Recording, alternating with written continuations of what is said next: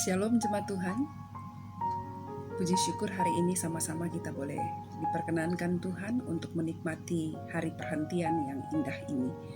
Jemaat, dalam rangkaian bulan puji-pujian Sinode Gereja Kristus, hari ini kita mau sama-sama bersyukur memuji Tuhan lewat perenungan sabda Tuhan pada hari ini. Mari kita mengawalinya dengan berdoa. Kami bersyukur kepada Tuhan yang empunya hidup kami, Gembala Agung kami yang maha baik. Terima kasih karena kami boleh memuji Engkau dan tiba saatnya untuk sama-sama belajar dari firman-Mu. Karena itu Allah yang empunya firman, teduh tenangkan hati kami, berikan pengertian kepada kami untuk memahami sabda-Mu, sehingga kami sungguh semakin hari semakin mampu menikmati kehadiran-Mu dalam hidup kami dan mewujud nyatakannya dengan satu hidup yang berkenan kepadamu. Berfirmanlah kepada kami Bapa, kami siap menyambutnya. Demi nama Tuhan Yesus kami berdoa. Amin.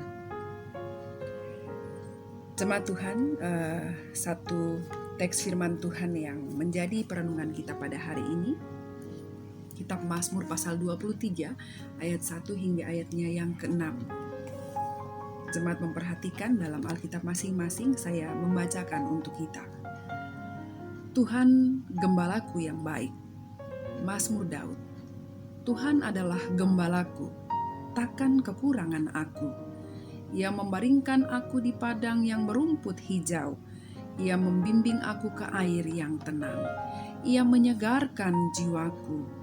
Ia menuntun aku di jalan yang benar oleh karena namanya. Sekalipun aku berjalan dalam lembah kekelaman, aku tidak takut bahaya, sebab Engkau besertaku. Gadamu dan tongkatmu itulah yang menghibur aku.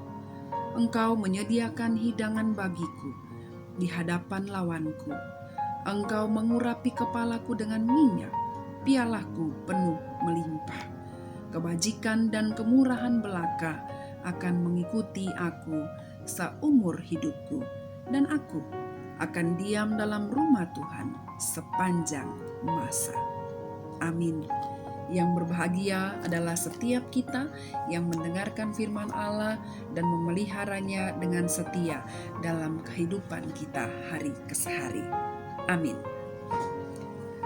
Jemaat kekasih Tuhan, kalau kita berbicara tentang Mazmur 23, maka secara umum saya percaya Mazmur ini digemari banyak orang Kristen. Mazmur ini menjadi Mazmur yang sangat dihafal, sangat dipegang oleh banyak orang Kristen. Rasanya bagian-bagian Alkitab lainnya jika disuruh untuk dibacakan satu perikop itu agak sulit. Tapi ketika berkata Mazmur 23, satu perikop itu dengan lancar biasanya cukup banyak orang Kristen mampu mengatakannya tanpa harus membuka Alkitab. Karena Mazmur ini diyakini, diimani menjadi Mazmur yang indah bagi kehidupan orang Kristen. Dan secara umum Mazmur ini menjadi Mazmur yang kalau kita baca, nikmati perlahan, sungguh sangat luar biasa. Nah, secara khusus Bapak Ibu, Mazmur ini Mazmur yang betul-betul mewujud nyatakan, mengekspresikan tentang iman daripada Raja Daud yang adalah penulis Mazmur ini. Secara klasifikasi, Mazmur ini diklasifikasikan sebagai Mazmur keyakinan. Satu puji-pujian yang disampaikan bukan dalam rangka doa kepada Allah, tapi Mazmur pujian yang disampaikan menyatakan, mengekspresikan iman daripada penulisnya, yaitu Raja Daud. 3000 tahun yang lalu, Daud menulis ini menjadi satu puji-pujian kepada Allah. Nah, jemaat kekasih Tuhan, hal yang indah yang sama-sama mau kita renungkan tentang Mazmur 23 adalah bicara tentang Tuhan Sang Gembala yang menyegarkan jiwa. Tuhan Sang Gembala yang menyegarkan jiwa. Nah, jemaat kekasih Tuhan, kalau kita melihat teks ini, Daud mengawali puji-pujiannya dengan menyatakan relasinya dengan Tuhan. Ayat 1 berkata, Tuhan adalah gembalaku. Daud memulai dengan sebuah pengakuan kepemilikan bahwa Tuhan adalah gembalanya. Daud meyakini betul dirinya adalah domba, milik kepunyaan Allah yang adalah gembala. Nah, ini bukanlah sesuatu yang berlebihan, karena ini dilatar belakangi oleh kehidupan Daud sejak masa remajanya. Kita tahu bersama kalau kita membaca kehidupan silsilah Raja Daud, kehidupannya sebelum dia menjadi seorang yang luar biasa terkenal sebagai raja bagi Israel, dia memulai karirnya sebagai seorang gembala bagi kawanan domba milik Isai ayahnya. Dalam masa remajanya, Daud sudah bertanggung jawab sebagai seorang gembala yang berperan aktif setiap hari menjaga kawanan domba milik ayahnya. Tugasnya pada waktu itu dalam konteks orang Israel, gembala itu dia tidak hanya duduk tenang mengawasi dari jauh kawanan dombanya, gerak-gerik dombanya, tapi sebagai gembala dalam konteks bangsa Israel itu sungguh-sungguh signifikan tugasnya. Sungguh-sungguh luar biasa dan besar tugasnya. Karena sebagai gembala, dia harus mampu menyediakan yang terbaik dalam konteks kecukupan pangan dombanya. Tidak hanya bicara kecukupan pangan daripada domba gembalaannya, ya, tapi dia juga harus mampu memimpin, memandu dombanya di jalan yang tepat. Ketika dombanya tersesat, dia harus mampu mengarahkan kepada yang benar. Dan dalam konteks bangsa Israel pada waktu itu, gembala itu juga harus mampu berhadapan dengan para musuh, berhadapan dengan lawannya domba, binatang buas. Dia harus mampu melindungi domba-domba ternak gembalaannya pada waktu itu. Artinya saudara, kalau dirinci tugas gembala pada waktu itu komprehensif sekali. Ya, menyediakan pangan, menyediakan keamanan, menjamin safety-nya domba-domba. Ya, dari mulai domba itu keluar sampai nanti masuk kembali kepada peraduannya atau tempat dia harus beristirahat lagi. Nah, saudara, pengalaman itu membuat Daud sungguh menghayati kehidupannya dan dalam perjalanan imannya dengan Tuhan, Allah pencipta langit dan bumi, dia merasakan betul peran Tuhan itu luar biasa dalam hidupnya, sehingga dia menulis puji-pujian ini, mengekspresikan imannya dengan mengatakan Tuhan sebagai gembalanya dan dia sebagai domba gembalaannya Tuhan. Jemaat kekasih Tuhan, menarik. Sekali lagi Daud mengawali dengan sebuah relasi. antara dirinya dengan Tuhan yang adalah gembala. Nah, ketika Tuhan menjadi gembala dalam hidupnya, dia menyatakan bahwa tidak kekurangan dia. Daud itu tidak rasa kekurangan. Artinya apa? Daud menikmati kepuasan. Daud menikmati kepenuhan hidup. Saudara, ayat 2 berbicara dengan jelas. Tuhan yang adalah gembala itu membaringkan Daud di padang yang berumput hijau. Terjemahan lain berkata, di padang yang berumput segar. Artinya, Daud itu menikmati apa yang dia butuhkan. Tuhan membuat dia puas, ya, dengan apa yang dia butuhkan. Ya, domba itu selalu membutuhkan rumput. Tapi gembala itu tidak menyediakan rumput yang asal-asal. Dalam konteks Mazmur 23, rumput yang hijau, rumput yang segar. Dan bicara tentang minum, ia membimbing aku ke air yang tenang. Ya, saya sempat bayangin, ya, luar biasa ya. Gembala itu harus membimbing domba untuk minum ke air yang tenang. Kenapa? Ngebayangin gak kalau air itu beriak-riak begitu ya? Susah, saudara. Mau minum gak tenang. Ya. Tapi inilah sebuah gambaran betapa Tuhan membuat Daud itu puas, menikmati luar biasa, ya, yang segar, yang tenang. Ya. Lalu yang ketiga, Tuhan itu menyegarkan jiwanya. Jadi tidak hanya kecukupan pangan itu Daud nikmati, Tuhan pelihara dia sedemikian rupa, tapi bicara tentang ketenangan jiwa, kesegaran jiwa pun Tuhan garansi. Tuhan jamin. Ini bukannya permohonan, tapi ayat 2 itu merupakan kesaksian, penyataan daripada Raja Daud. Tuhan menyegarkan jiwanya. Ya. Dengan apa? Dengan hal-hal yang Tuhan sudah buat dalam hidupnya. Saya berpikir Daud bukanlah manusia super.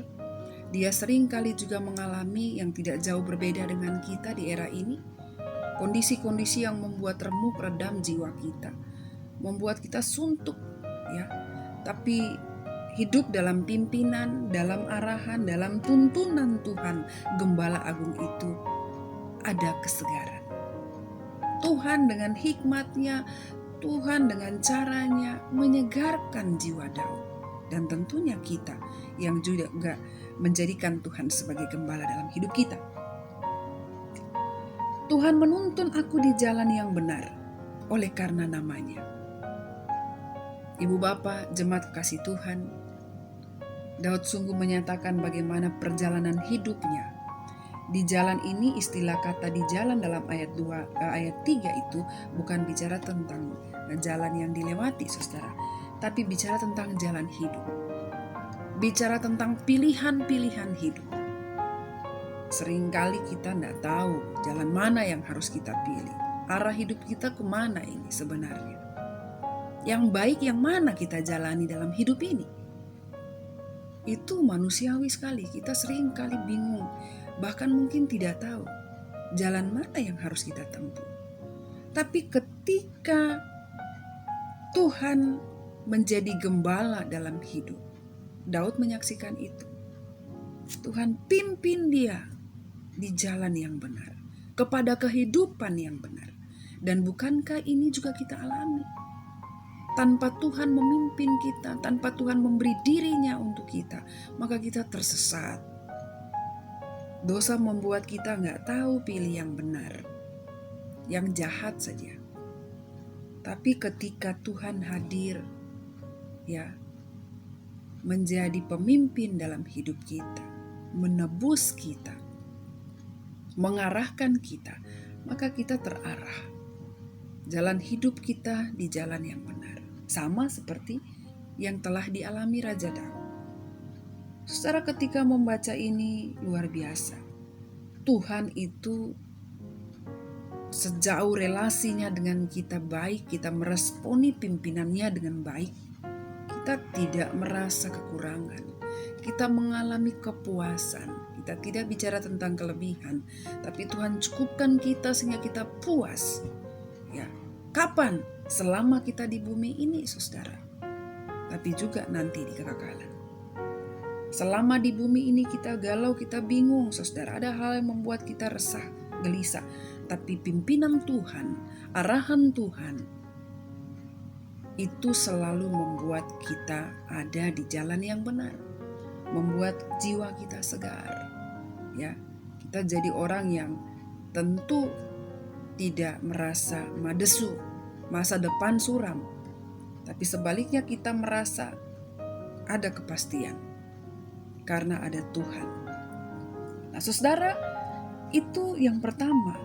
Lalu yang kedua, ayat yang keempat, sekalipun aku berjalan dalam lembah kekelaman, aku tidak takut bahaya. Kenapa? Sebab Engkau besertaku. Yang kedua, Daud bicara tentang rasa nyaman, kepastian. Sekalipun aku berjalan dalam lembah kekelaman. Saudara, lembah kekelaman ini satu ungkapan yang menggambarkan kondisi yang menegangkan, kondisi yang tidak pasti, di mana orang kalau lewati lembah kekelaman itu, dalam konteks Israel, selalu ada pertanyaan, nyampe nggak ya? Bisa lewati lembah ini nggak ya? Artinya lembah itu begitu menegangkan, lembah itu begitu menakutkan, lembah itu menyatakan ketidakpastian, sehingga orang yang lewat itu bergumul. Melewati lembah kekelaman itu bergumul, takut, saudara. Tapi Daud berkata, sekalipun ada hal itu, ada lembah kekelaman, Daud tidak takut. Ini bukan bicara tentang confidence begitu ya, rasa percaya diri yang berlebihan, tidak. Karena Daud sudah menyaksikan, dan Daud berkata, kenapa dia tidak takut ya? Sebab Tuhan beserta. Penyertaan Tuhan membuat Daud yakin. Penyertaan Tuhan membuat Daud tidak takut. Hari ini saudara, dalam konteks berbangsa dan bernegara, dalam konteks hidup sebagai manusia yang hadir di muka bumi yang sedang dilanda pandemi saat ini, tidak ada satu orang pun yang tidak takut. Semua kita takut. Dalam ketakutan kita itu kita bertanya-tanya, kapan ini selesai? Sampai kapan ya? Ya. Anak saya Sergio pun pernah bertanya, emang corona ini sampai kapan sih, Ma? Kita begini-begini terus. Begini-begini terus maksudnya kemana-mana susah. Ya apalagi Jakarta PSBB kan. Mau makan KFC aja gak bisa duduk di KFC kan. Harus take away, bawa pulang. Ya, saking rindunya makan di KFC itu, awal bulan yang lalu pergi cari tempat yang bisa nongkrong, makan di situ. Nah, saudara, kembali bahwasannya kondisi ini membuat kita seperti ada dalam lembah kekelaman. Akal kita berkata, kapan? Butuh jawaban. Ya, vaksin itu kapan? Ya, vaksin belum ditemukan, demo lagi sana sini. Ya, saudara, siapa yang mau garansi kita tuh tidak takut? Secara manusia kita takut. Tapi mari kita belajar dari Raja Daud. Sekalipun aku berjalan dalam lembah kekelaman, aku tidak takut bahaya, sebab Engkau besertaku. Allah kita, Tuhan kita yang Daud katakan sebagai gembala, Dia hadir bagi kita sebagai gembala yang baik. Tapi ingat, Dia melawat kita juga sebagai Allah Immanuel, Allah yang selalu beserta dengan kita. Penyertaannya itu membuat kita pasti melangkah dalam kepastian. Sekalipun ada lembah kekelaman, sekalipun ada pergumulan, pandemi ini panjang, tapi sebagai anak Tuhan, iman kita berkata bahwa kita tidak takut. Ada Tuhan yang melindungi kita. Betul, negara ini masuk dalam resesi. Betul, bisnis di mana-mana terpuruk. Tapi mari kita belajar untuk melihat dengan mata iman kita. ada Tuhan yang adalah Allah Immanuel beserta dengan kita. Saudara, menarik karena Daud mengungkapkan ini menjadi bagian yang sungguh mengingatkan kita bahwa betul lembah kekelaman itu ada, tapi sekalipun kita lewati itu, kita tidak takut karena Tuhan beserta kita. Lalu ayat yang berikut dikatakan bahwa sebab Engkau menyediakan hidangan bagiku di hadapan lawanku, Engkau mengurapi kepalaku dengan minyak, pialaku penuh melimpah. Saudara, ayat 5 ini bicara tentang bagaimana Daud bermegah karena Tuhan menyediakan bagi dia di hadapan para lawan. Saudara, Tuhan mengurapi dia. Luar biasa. Piala itu tempat untuk mengisi segala sesuatu. Ya, Tuhan buat penuh melimpah. Apa yang Daud butuhkan? Ya, kekuatan, hikmat, semua Tuhan berikan kepada dia. Sehingga di hadapan lawan, di hadapan musuh dia bisa bermegah. Bukan karena apa yang ada di dalam dirinya, tapi karena Tuhan menyediakan bagi dia. Allah kita itu Allah Yehovah Jireh, Allah yang betul-betul menyediakan. Ya, ada sebuah kepuasan luar biasa Bapak Ibu. Itu tidak hanya terjadi di muka bumi ini, hal-hal yang Tuhan menyediakan itu. Tapi kalau kita lihat ayat yang ke-6, kebajikan dan kemurahan belaka akan mengikuti aku seumur hidupku. Ini iman yang melihat jauh ke depan. Ketika Tuhan menjadi gembala dalam hidupnya, hidup Daud, dia tahu bahwa hal-hal yang baik itu akan terus mengikuti dia sampai kepada kekekalan. Ya, bahkan seumur hidup dia akan diam di rumah Tuhan. Ya, diam di rumah Tuhan sepanjang masa. Bicara rumah Tuhan itu dalam konteks Israel, bicara tentang kehadiran Tuhan, bicara tentang kebersamaan dengan Tuhan. Ya, dan Daud mengungkapkan ketika Tuhan menjadi gembala, dia akan terus menikmati persekutuan dengan Tuhan. Dan memang betul, ketika Tuhan tidak lagi menjadi pemimpin hidup kita, tidak lagi mengarahkan kita, maka kita pasti tidak menikmati persekutuan dengan Tuhan, baik di bumi ini maupun di surga. Karena hanya Tuhanlah yang mampu memimpin kita, mengarahkan kita. Ada saatnya kita tersesat, jauh dari Tuhan, tapi ketika Dia memimpin kita, mengarahkan kita dengan kasih-Nya, maka kita akan kembali ke jalan yang benar. Sampai Dia memanggil kita, kita akan bersama-sama dengan Dia. Segala yang baik mengikuti kita. Tidak perlu kita kejar-kejar, tapi akan mengikuti kita. Karena apa? Pemandu kita, pemimpin kita adalah Tuhan, yang Daud katakan sebagai gembala. Jemaat kekasih Tuhan, Tuhan Yesus Kristus berkata, menyatakan dengan tegas dalam kitab Yohanes pasal yang ke-10 ayatnya yang ke-11. Akulah gembala yang baik. Gembala yang baik memberikan nyawanya bagi domba-dombanya. Saudara, ketika membaca ini, hati saya terhibur. Kalau Daud berkata dengan luar biasa dalam Mazmur 23, Tuhan adalah gembala. Tapi Kristus hadir. Dia menyapa kepada kita. Sehingga kita tidak lagi bingung, saudara, bahwa Dialah gembala yang baik. Dia tidak hanya menyediakan pangan, tapi juga nyawanya sendiri Dia berikan kepada kita. Supaya apa? Kita yang tadinya miskin diperkaya olehnya. Kita yang tadinya terkutuk menjadi mulia di hadapannya. Kita yang tadinya seteru Allah Bapa dijadikan ahli waris karena gembala yang baik itu memberikan nyawanya. Hari ini jemaat Tuhan, mari pujilah Dia, Tuhan gembala kita yang baik. Tapi nikmatilah, berilah diri kita terus dipimpin oleh Dia, Sang Gembala Agung kita. sampai Dia memanggil kita, kita tetap berkata bahwa Tuhan gembalaku. Amin. Jemaat, mari kita berdoa mengakhiri sabda Tuhan. Kami bersyukur kepada Tuhan, Engkau mengingatkan kami bahwa Engkaulah Allah yang selalu ada memandu, memimpin, mengarahkan hidup kami.